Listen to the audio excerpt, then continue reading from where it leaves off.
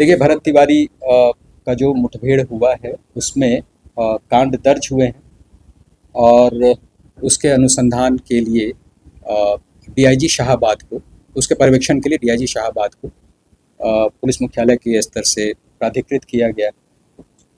वो सभी एफएसएल और अन्य जो सुविधाएं हैं उसका इस्तेमाल करते हुए वैज्ञानिक अनुसंधान कराएंगे, इस बात के लिए उनको निर्देश दिया गया है।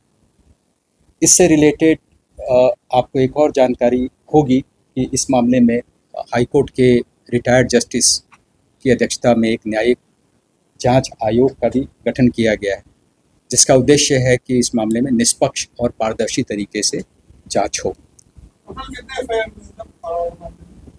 उसमें 2 एफआईआर हुए।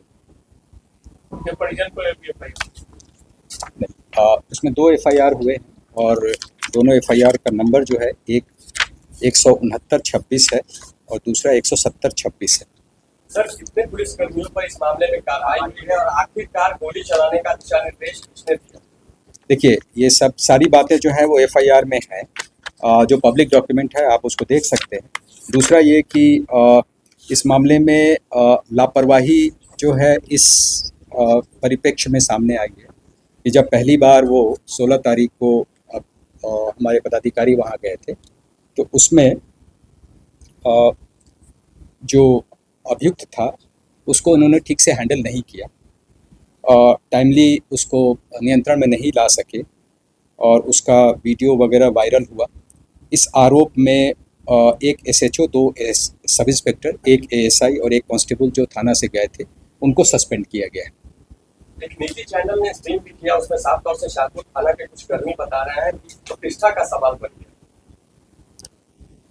ये मामला जो है चूँकि न्यायिक जांच में है, इसलिए पुलिस के स्तर से इसमें कोई भी बयान देना उचित नहीं होगा। ये सबजुडिस करना होगा, मैटर को प्रेजुडिस करना होगा रादर। तो इसलिए हमें उस पर न्यायिक जांच आयोग के मामले में कोई दखल नहीं देना चाहिए। सर, आपने उपलब्धि बताई कि बहुत सारी चीजें आई आपने, तो क्या एनकाउंटर की उपलब्धि है आप लोग की, उसमें कितना आपने एनकाउंटर किया उसके बारे में लिखा है? देखिए, एनकाउंटर कभी भी उपलब्धि नहीं मानी जा सकती, लेकिन एट द सेम टाइम यह भी कहना उचित होगा कि जहाँ भी हमारी अपनी जान को खतरा होगा वहाँ सेल्फ डिफेंस में पुलिस जो है वो आत्मरक्षार्थ गोली चलाती है और इस क्रम में यदि सामने वाला अभियुक्त को गोली लगती है तो वो कानून के तहत एक एक्सेप्शन है, उसमें हमें आत्मरक्षार्थ गोली चलाने का अधिकार दिया गया। वीडियो में दिख रहा है सर कि सरेंडर करने के बाद मैं इस बारे में यही कहना चाहूँगा कि न्यायिक जांच आयोग के तहत ये मामला है और उसमें हमारे स्तर से कोई भी बयान देना उचित नहीं होगा। डीआईजी शाहाबाद इस कांड के अनुसंधान के लिए प्राधिकृत किए गए हैं, हमें उसका इंतजार करना चाहिए। मशहूर एक्टर पंकज त्रिपाठी के भाई पर हमला हुआ है, पटना एडमिट कराया गया।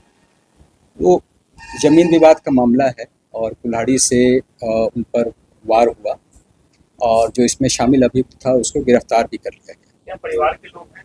पारिवारिक विवाद बताया जा रहा है, अभी उसकी डिटेल आनी बाकी है, लेकिन जो अभियुक्त इसमें शामिल था उसको गिरफ्तार कर लिया गया है, कुल्हाड़ी भी बरामद कर ली गई। बेगूसराय, पटना और दूसराय तमाम जगहों पर महिलाओं के साथ घटना हुई है, उस मामले में क्या करना है? देखिए, इसमें कुछ ऐसी घटनाएं 2-3 हुई हैं जो सामूहिक दुष्कर्म से संबंधित है। उसमें तत्परता पूर्वक सभी अभियुक्तों को, ऑलमोस्ट सभी अभियुक्तों को गिरफ्तार कर लिया गया है। पीड़िता का मेडिकल जांच भी ससमय कराया गया है और उसका जो बयान होता है न्यायालय में वो भी कराया जा रहा है। और इस तरह की घटनाएं कई बार हो जाती हैं और इसको रोकने का सबसे अच्छा उपाय ये है कि इसमें त्वरित इन्वेस्टिगेशन हो, त्वरित विचारण हो और उनको सजा कराई जा सके, उस दिशा में हम प्रयत्नशील हैं। एक अंतिम सवाल है, समस्तीपुर का एक मोस्ट वांटेड अपराधी था, उसका एनकाउंटर हुआ है, क्या उस पर आप लोगों ने भी नाम रखा हुआ था? 1,25,000 इसकी जानकारी हमें नहीं है, लेकिन ये उसके 2 भाई पहले भी इनकाउंटर में ये हुए। ये तीसरा जो है यूपी भाग गया था, यहाँ से जब दबिश पड़ी तो यहाँ से यूपी भाग गया था और फिर यूपी पुलिस ने भी वहाँ पे इनाम पे घोषित किया हुआ था और वहाँ पे ये इनकाउंटर में इसकी मृत्यु हुई।